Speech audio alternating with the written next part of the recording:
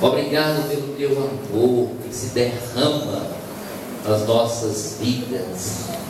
A presença do teu Espírito Santo que traz a unção, a alegria das nossas almas, e porque somos as coisas mais lindas de Deus aqui nessa terra.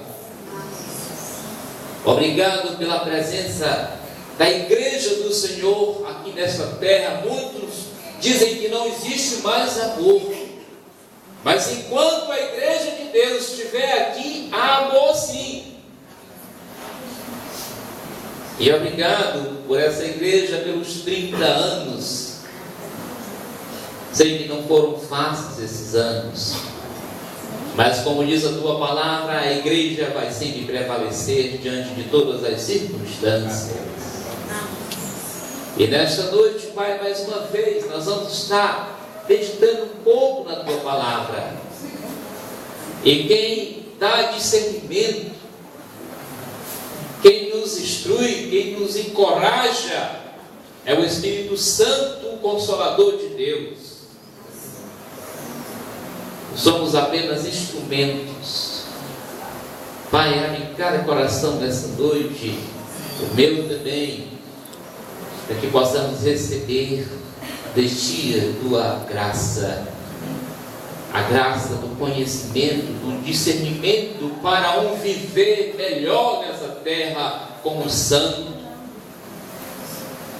Obrigado pela vida do pastor Saulo, a vida do pastor Geraldo, a vida de outros pastores presentes e todos os membros, a diretoria desta igreja, as esposas dos pastores, as crianças, os adolescentes.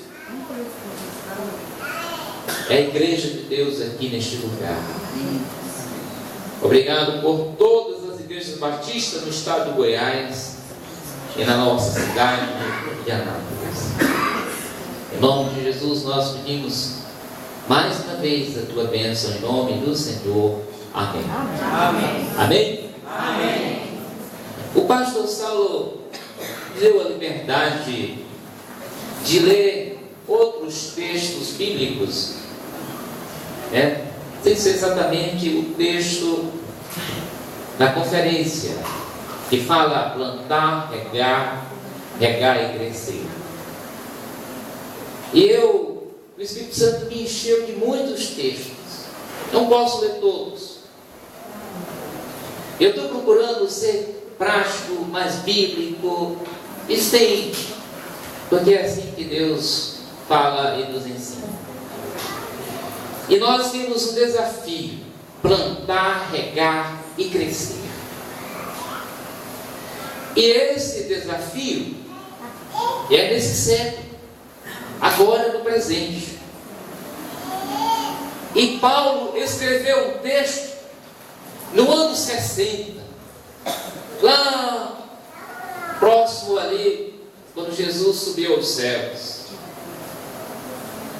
E esse texto que foi escrito no ano 60, Paulo dizia assim: olha, 2014, 2015, vai ser assim. É o texto que nós vamos ler. Você vai ler o texto junto comigo e vai dizer: meu Deus, isso aqui está no jornal amanhã.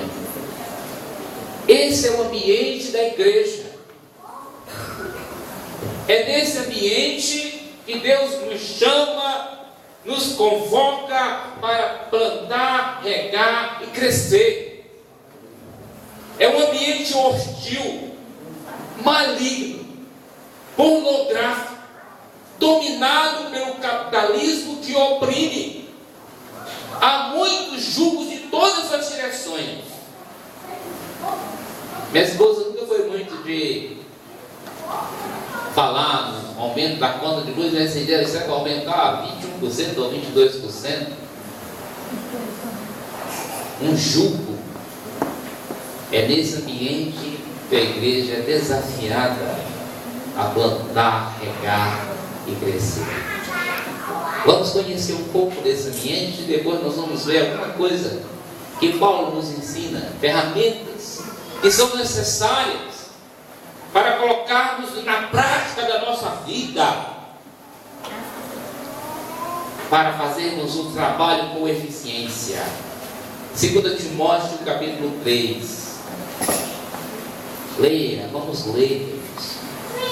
E olha só o que diz esse texto. O Espírito Santo não me deixa esquecer nunca desse texto. Eu já li ele em muitos lugares, eu fico impressionado todas as vezes que eu leio. Lembre na sua mente, esse é o seu ambiente, o meu, é o ambiente da igreja. É nesse contexto aqui, foi escrito no ano 60, a impiedade dos últimos dias. E ele começa, Paulo escreve para um jovem pastor. Ele diz: olha, Timóteo, ele começa dizendo: é muito importante para você saber isto também, que nos últimos dias vai ser difícil ser cristão. E agora imagine para a igreja. Eu li na Bíblia Viva, agora na Bíblia NVI diz: Timóteo, os últimos dias sobrevirão tempos terríveis. Olha o perfil dos homens: egoístas, avarentos, presunçosos, arrogantes, blasfemos, desobedientes aos pais, ingratos, ímpios, sem amor pela família, irreconciliáveis serão os homens dos últimos dias, sem domínio próprio, cruéis, inimigo do bem, para completar, traidores, precipitados, soberbos, mais amante dos prazeres do que amigo de Deus. E por fim, tendo uma aparência de piedade, mas negando o seu poder.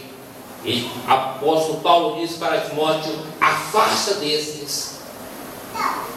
Verso 6. São esses homens com aparência de piedade, de misericórdia, de coitadinhos, que se introduzem nas casas, conquistam as mulheres que estão dominadas de desejos. Eu creio que os desejos foram afluídos por causa da televisão, dos filmes, das novelas, e elas estão no toque. Mas não é só as mulheres, os homens também. E esses com aparência de piedade se introduzem nessas casas e acham suas presas fáceis. E aí ele diz: elas estão sempre aprendendo, verso 7, elas jamais conseguem chegar ao conhecimento da verdade. Ele cita 2 exemplos do Velho Testamento, Janes e Jambes, que se opuseram a Moisés. Esses também resistem à verdade. A mente deles é depravada, são reprovados na fé. E aí, verso 9: terão longevidade. Ele diz: não irão longe. Porém, como no caso daqueles 2, eles vão se acabar no meio precocemente. Agora, queridos, seja sincero. Não é o que vai estar no jornal amanhã? É ou não é? Esse é o teu ambiente, como igreja. Esse é o meu ambiente. É nesse ambiente que Deus nos chama para plantar, regar e crescer. Um ambiente hostil, maligno. Eu pastoreei em Itaporanga e disse: Senhor, me mostra os espíritos demoníacos que dominam essa cidade. Queridos, o espírito da pornografia tomava conta das famílias. Uma mulher chegou pastor, o que eu faço? É constrangedor, mas ele, o Senhor diz, quebra a televisão, quebra tudo, mete o pau. E quando foi um dia ela fez isso, querido? Depois de repente ela quebrou a televisão. Depois o marido direto ali, ela quebrou as fitas, tudo. Esse é o ambiente da igreja de Deus. É desafiador, né? E vamos para outro texto. 2 Coríntios capítulo 4. Nesse ambiente, nós vamos ver esse texto, 2 Coríntios capítulo 4, você vai estar acompanhando comigo, vamos estar lendo, não vou me alongar muito, mas vamos falar do amor do nosso Senhor. E olha só, queridos, esse ambiente tem um cérebro. Esse ambiente tem um cérebro tenebroso. Versículo 4 do capítulo 4 de 2 Coríntios, ele diz: o Deus desta era, o Deus desse ambiente, o Deus desse tempo, o Deus que controla todas as coisas, o Deus que domina tudo, que tira o discernimento, o Deus desse século, Ele cega, Ele cegou, Ele tirou o discernimento das pessoas para que elas não entendam, não compreendam o poder de Deus, o poder do Evangelho.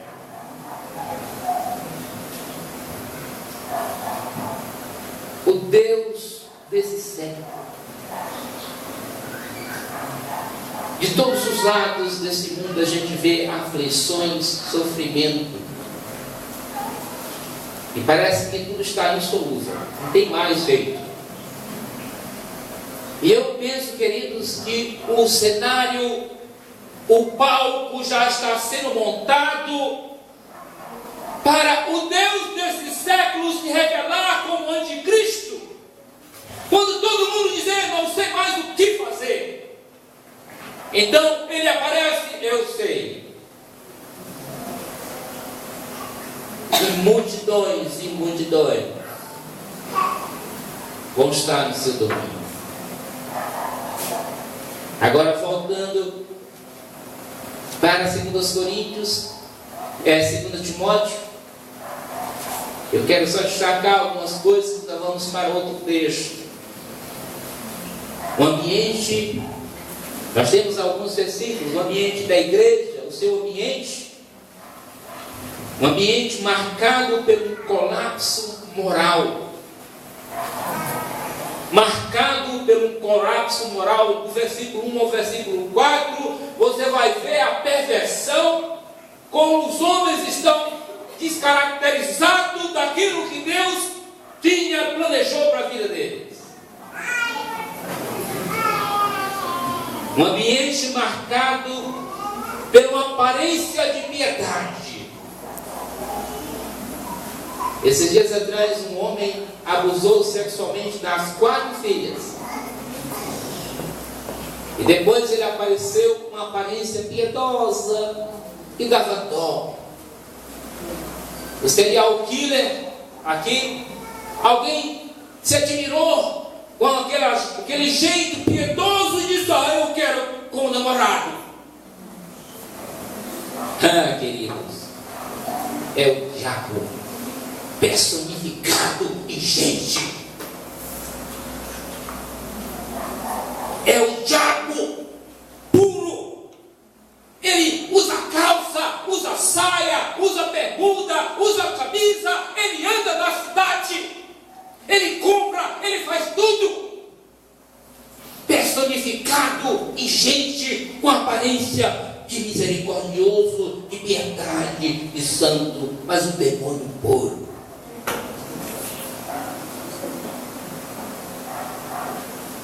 O ambiente da igreja é desafiador. E ele continua dizendo, nesse ambiente, um ambiente marcado pela oposição à verdade. Podemos ver isso no verso 8. Tudo que é bom, que é verdadeiro, para esse ambiente que a igreja tem que atuar, plantar, crescer, regar,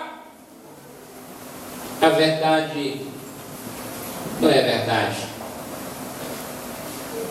Sabe, queridos, eu fico pensando, Deus tem misericórdia de mim. Ontem nós ouvimos um testemunho daquela família do Paquistão. Meu Deus, eu ando muito longe de passar pela experiência que aqueles irmãos já passaram.